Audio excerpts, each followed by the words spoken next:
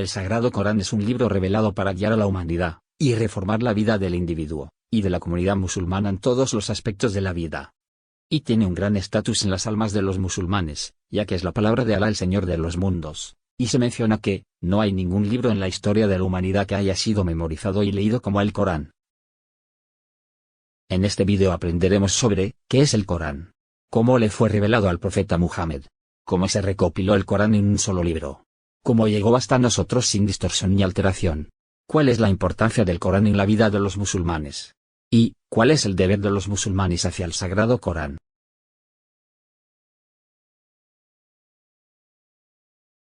El Sagrado Corán se define idiomáticamente como la palabra de Alá Todopoderoso, revelada a su profeta Muhammad, que Alá lo bendiga y le conceda paz, a través de Gabriel, la paz sea con él, adorado por su recitación, escrita en un libro, transmitido de una época a otra por los memorizadores, comenzando con Surat al-Fatiha y concluyendo con Surat al-Nas. ¿Cómo le fue revelado al profeta Muhammad?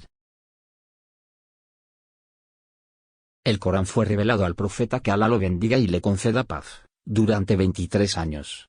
Desde su misión hasta su muerte, a través del guardián de la revelación, Gabriel, la paz sea con él. El Corán fue revelado separado, parte por parte, para transmitir la legislación y los mandamientos divinos a los musulmanes de una manera fácil y sencilla, y para que les resulte fácil entenderlo, memorizarlo, cumplir sus mandamientos y evitar sus prohibiciones. El Corán también fue revelado en muchos casos de acuerdo con los eventos y hechos que les estaban sucediendo, por lo que el Corán fue revelado explicándoles cómo tratar con ellos.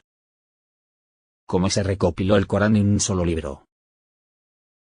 Debido a que el Corán fue revelado al profeta parte por parte, el profeta, que la paz y las oraciones de Alá sean con él, tuvo cuidado de memorizarlo y enseñarlo a sus compañeros.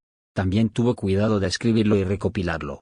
Por esta razón, ordenó a algunos de sus compañeros que eran buenos escribiendo que escribieran todo lo que le fuera revelado del Corán hasta que todos los versos del Corán estuvieran escritos. Luego los recopiló todos. La escritura en aquella época se hacía sobre papel, tela, piedras y madera. Después de la muerte del profeta, que Alá lo bendiga y le conceda paz, los compañeros se preocuparon de recopilarlo en un libro. Y luego lo copiaron en más de una copia, con el fin de preservarlo de cualquier adición o eliminación. ¿Cómo nos ha llegado el Corán?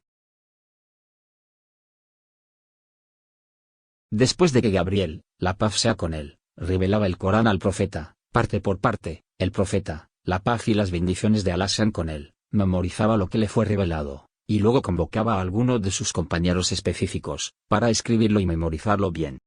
Luego los compañeros lo transmitieron a sus seguidores, y así el Corán fue transmitido a los musulmanes, generación tras generación, preservado en la memoria y escrito en el libro noble, sin adición, resta, distorsión o alteración. En confirmación del dicho de Alá Todopoderoso: Inna nahnu nazzalna adh-dhikra wa inna lahu lahafidhun. Por eso nunca ha habido ninguna época desacuerdo sobre una sura, un verso o una de sus palabras. ¿Cuál es la importancia del Corán en la vida de los musulmanes? 1. El Sagrado Corán es un milagro de Alá que confirma la profecía del profeta Muhammad, que Alá lo bendiga y le conceda paz. El Sagrado Corán es milagroso en su elocuencia. Alá Todopoderoso desafió a la gente de aquella época, que eran muy elocuentes, a producir algo parecido, o al menos una pequeña parte, pero no lo pudieron. También, de los milagros del Corán encontramos que él nos ha contado muchas teorías científicas que recién han sido descubiertas, y la ciencia seguirá descubriendo lo que confirma que este libro no fue creado por humanos, sino que es de Alá. Por eso dijo: أَمْ يَقُولُونَ افْتَرَاهُ قُلْ فَأْتُوا بِسُورَةٍ مِثْلِهِ وَادْعُوا مَنِ اسْتَطَعْتُم مِّن دُونِ اللَّهِ إِن كُنتُمْ صَادِقِينَ. 2. El Corán es un plan de estudios educativo para musulmanes.